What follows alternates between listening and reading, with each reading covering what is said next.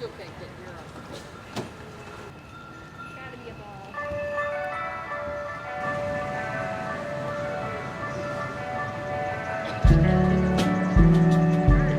do we build community in a time where we can't physically be together?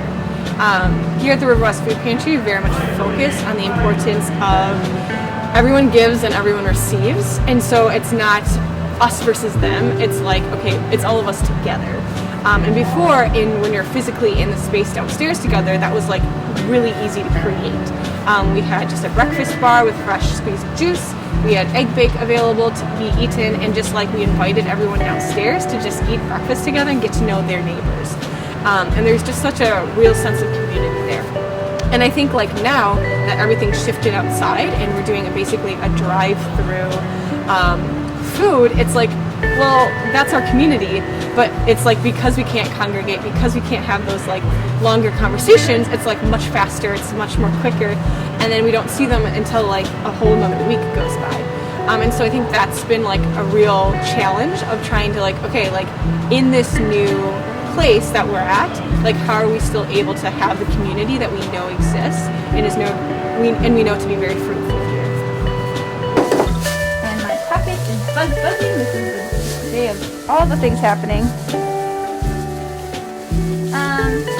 this is where like non-perishable bags are being made up, so all of your shelf-stable items as well as bread bags. So you give out cereal, bread, sometimes hygiene items, things like that. So that gets done in this room. Usually we try and keep the amount of volunteers in here pretty small, just to allow for adequate space.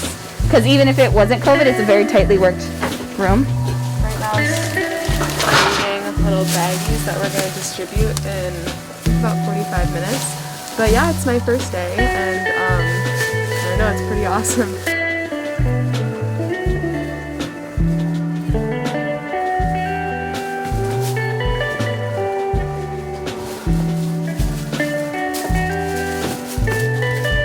My name's Caroline. I'm volunteering here today, and right now we're just making produce bags for the people that are going to come through today. And we are just putting just what we can, a variety of different things so that people can make fresh food for themselves when they are at home.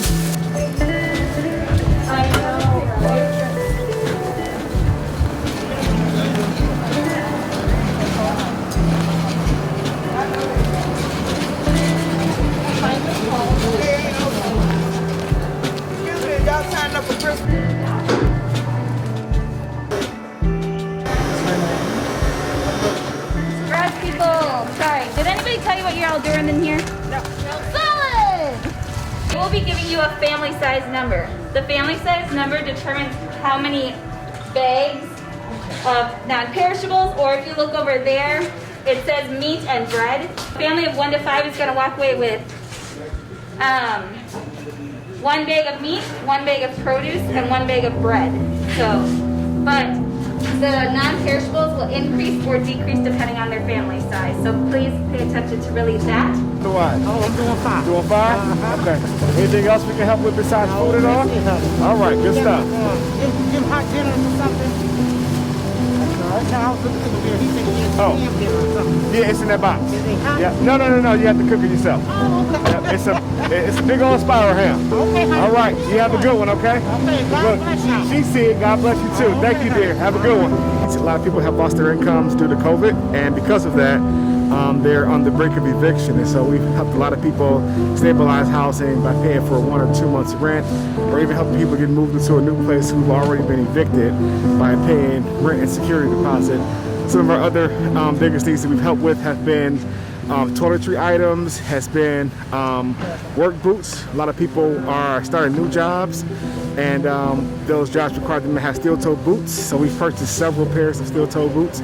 Just gave a gentleman gift cards to go to Walmart to buy boots 5 minutes ago. I just need something for my grandbaby. Yeah, feel free to look through this. All the kids' clothes that we have. Thank you, sweetie.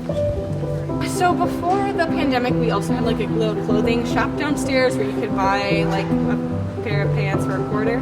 And so since the pandemic, we haven't had the opportunity to give out clothes at all.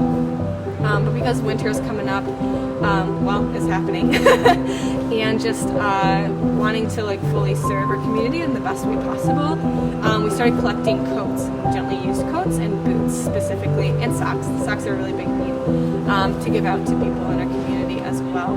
And so we've been doing that for a few weeks, and I've been helping out with it today. And to be honest, like we're running out. Like we just have like a lot of people that have that need. I was also talking to a gentleman who said that like some other coat programs that normally happen during this time of the year aren't happening because of COVID. And so I'm just wondering out loud if like, oh, like the need's still there for sure because winter doesn't go away.